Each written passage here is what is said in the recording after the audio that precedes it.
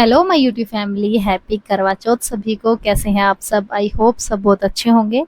तो आज के व्लॉग में मैं आपके साथ शेयर करने वाली हूँ अपना करवा चौथ का दिन कैसा रहा, क्या क्या चीज़ें की और कैसे कैसे हमने सेलिब्रेट किया अपना ये प्यारा सा त्योहार। इस त्योहार का हम सबको कितना बेसब्री से इंतजार रहता है, लेडीज़ों का तो खास करके, आई थिंक जेंट्स को भी, क्योंकि इस दिन ही इनको स्पेशल फील कराया जाता है।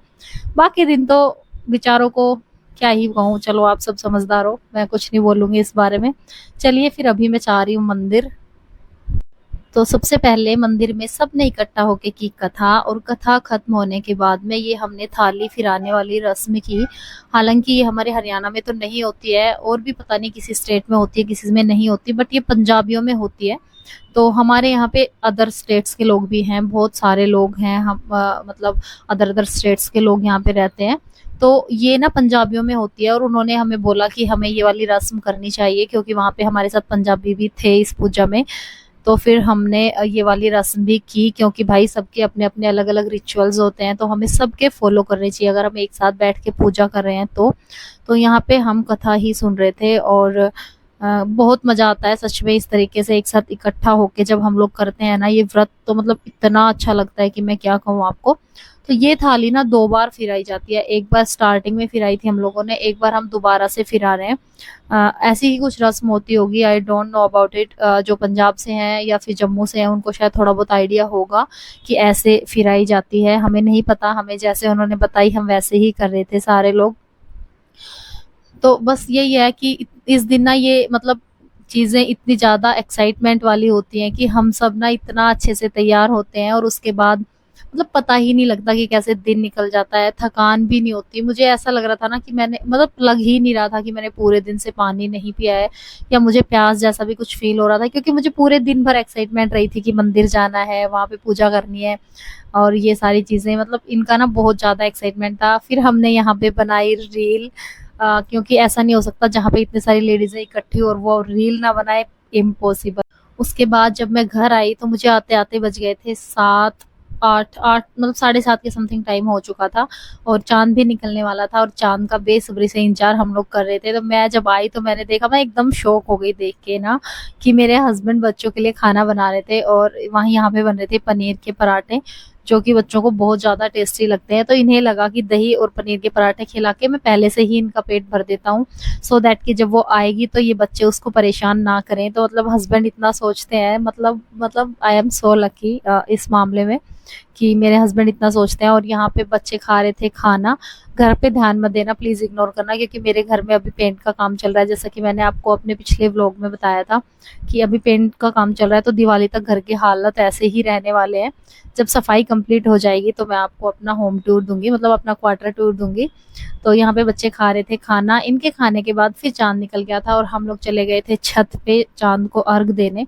चांद बहुत पहले निकल गया था और मुझे पता ही नहीं चला, फिर मुझे किसी ने फोन करके बताया कि चांद निकल गया है, तो मैं गई तो देखा तो चांद, पता लगा मुझे 20 मिनट से निकला हुआ है। मतलब मैं इतनी लापरवाह इंसान हूँ कि मैं क्या ही बताऊँ आपको।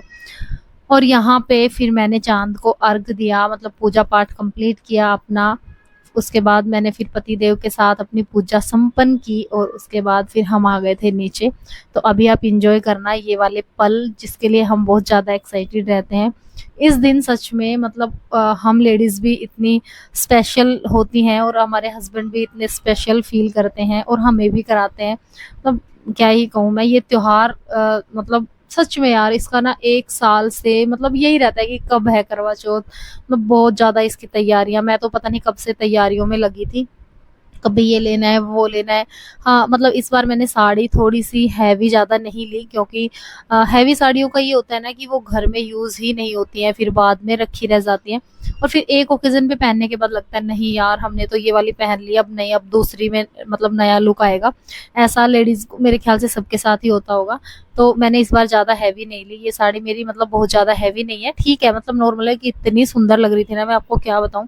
शायद फोटो या वीडियोस में उतना सुंदर ना लग भी रही हो, लेकिन एक्चुअल में देखने में जो इसका लुक था ना भाई, इतना अच्छा ग्रेस था इसमें कि सारी लेडीज मुझे पूछ रही थी कि मैंने ये साड़ी कहाँ से परचेज की है।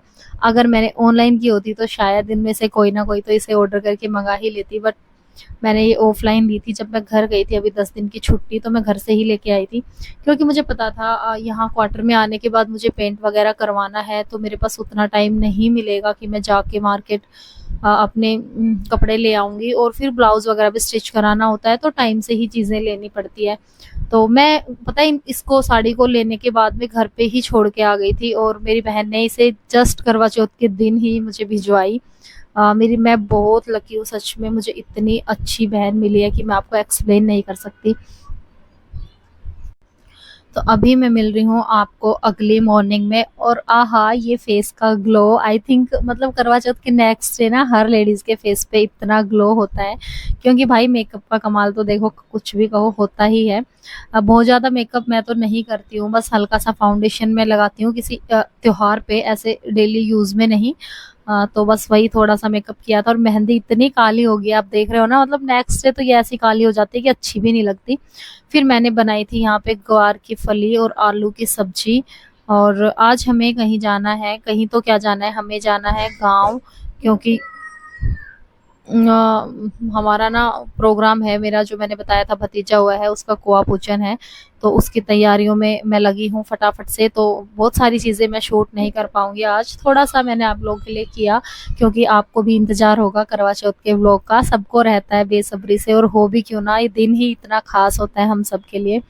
तो बहुत बहुत शुक्रिया कि आप मेरा व्लॉग्स देखते हैं और इन्जॉय करते हैं, तो मेरे को भी बहुत अच्छा लगता है।